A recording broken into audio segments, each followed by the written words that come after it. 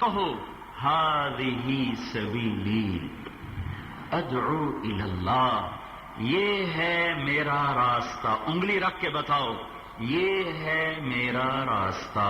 کیا؟ میں اللہ کی طرف بلاتا ہوں. اس کو ذالک بھی کہہ سکتے ہیں. قل ذالک سبیلی، وہ ہے میرا راستہ. میں آپ سے کہوں وہ، میرے آگے تو 25-30 ہزار کا مجمع بیٹھا ہے، میں کہتا ہوں وہ. اب مجھے پتا ہے میں نے کس کو کہا ہے، لیکن آپ سب پوچھو گے کون؟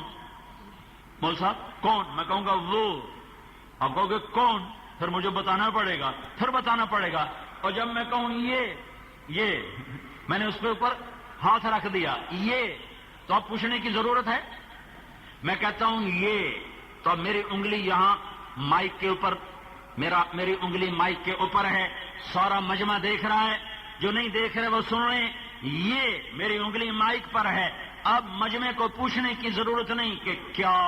میں کہوں وہ تو کہو گے کیا، میں کہوں یہ تو تم کہو گے اچھا ٹھیک، ہاں ٹھیک. تو میرا اللہ کہتا ہے میرے نبی کو ہذہ، یہ ہے میرا راستہ. کیا میں تبلیغ کرتا ہوں؟ یا رسول اللہ اکیلے کرتے ہیں؟ نہیں، ومن اتبعنی، جو میرا کلمہ پڑھتے ہیں وہ بھی تبلیغ کرتے ہیں. یہ صدیق اکبر مسجد کا مسئلہ نہیں ہے، یہ رائمنڈ نظام الدین ککرائل کا مسئلہ نہیں ہے. یہ تو میرے رب کا قرآن، میرے نبی کا فرمان کہہ رہا ہے کہ میرے نبی کہو گجرانوالے والوں سے یہ ہے میرا راستہ، میں اللہ کی طرف بلاتا ہوں. بصیرت اس کا زاد راہ ہے. اور انا، میں بھی، ومن اتبعنی، جو میری اتباع کا دعویٰ کرتا ہے، جو محمدی ہونے کا دعویٰ کرتا ہے، اس کا بھی یہی کام ہے، اس کا بھی یہی کام ہے. ہذہ، تاکہ تمہیں سمجھنا نہ پڑے یہ اچھا یہ. پھر اس کو ہذا بھی کہہ سکتے ہو. قل ہذا سبیلی، قل ہذہ سبیلی. ہذہ مؤنث ہے اور ہذا مذکر ہے. ہذہ مؤنث، ہذا مذکر. تو اللہ مذکر، مرد کا درجہ عورت سے بڑا. الرجال قوامون علی النساء، نظام کے لحاظ سے، نہ کہ مرتبے کے لحاظ سے. اور رابعہ بصری جیسے کہاں سے مرد آئیں گے، اما عائشہ جیسے کہاں سے مرد آئیں گے؟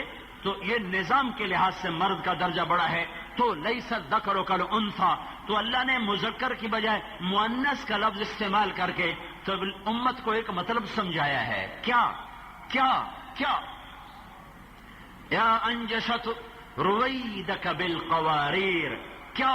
عاشروہن بالمعروف. قرآن بھی بتا دیا، حدیث بھی بتا دی. میرا اللہ کہتا ہے عورتوں سے اچھا سلوک کیا کرو، عورتوں سے محبت کا سلوک کیا کرو.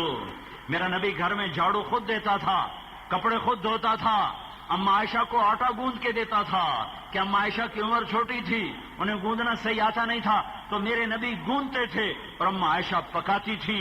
میرا رب کہتا ہے عاشروہن بالمعروف. عورت کا دل لینا ہے، اس کو محبت دو. اگر حکم سناؤ گے میں خامد ہوں، تو بیوی ہے تو ساری زندگی مشرق کی عورت ہے، گھٹ گھٹ کے مر جائے گی لیکن دل تمہیں کبھی نہ دے گی. دل لینا ہے تو اسے محبت دو، اسے محبت دو. ایک نوجوان میرے پاس آیا، بڑا تبلیغ میں متحرک، کہنے لگا جی بیوی سے لڑائی رہتی ہے. میں نے کہا تو اسے صرف فضائل سناتا ہوگا اور کیا ہے، حدیثیں سناتا ہوگا اور قربانی سناتا ہوگا. قربانی قربانی قربانی، پتہ نہیں بکرا ہے یا کچھ چھترا ہے. میں نے کہا ایسا کر، اس کو تم جب گھر جاؤ نا تو دسترخوان پہ بیٹھے ہوئے ایک نوالے 2-4 اس کے منہ میں ڈال دینا، اپنے ہاتھ سے کھلانا. کہنے لگا اس سے کیا ہوگا؟ میں نے کہا تم جب ہو جائے پھر مجھے بتانا. 2-3 ہفتے گزرے تو قدرتی اس کا فون آ گیا حال احوال لینے کے لیے. تو میں نے پوچھا وہ میرے والا کام کیا تھا؟ کہنے کا نہیں. میں نے کہا کیوں؟ کہنے کا شرم آتی. میں نے کہا لڑتے ہوئے شرم نہیں آتی؟ لڑتے عورت سے لڑتے ہوئے شرم نہیں آتی؟ مرد ہو کر عورت سے لڑو شرم نہیں آتی؟ جو تمہیں اپنا سب کچھ دے دے، ماں بہن بھائی سب کچھ چھوڑ دے، تیرے ایک بول پر قبول کیا، اس پر سب کچھ قربان کر دے اور تو اس کی ذرا سی خطا بھی برداشت نہ کرے. میں نے کہا چل اس کو 2-4 نوالے کھلا، پھر مجھے فون کرا۔ وہ 2 گھنٹے بعد اس کا فون آیا، کہا جی مولوی صاحب تو عجب ہو گیا۔ میں نے کہا کیا ہو گیا؟ کہ میں نے اس کے منہ میں جو نوالا ڈالا تو اس کا منہ ایسے رہے گا، اے تینوں کہیں آخیا ہے، اے پٹی تینوں کہیں پڑھائی؟ اس کہ مولی طارق جمیل پڑھائی۔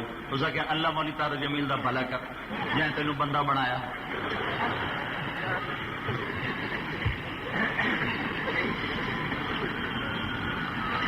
ہی عورت کو محبت سے لو، تبلیغ کو۔ ایک اور واقعہ تو اس میں ہمارے ایک ساتھی تھے، اچھے بڑے ذمہ دار بھی ہیں اور راجپوت خر دماغ ہوندے، میں آ بھی راجپوت ہیں، ساتھ سے کوئی مزہ ہے کہ خر دماغ جٹ راجپوت مت ماری ہو جاتی۔ تو میں نے ان کے گھر فون کیا کہ ہیں وہ گھر پر ہیں، فیض صدیق گھر پر ہیں؟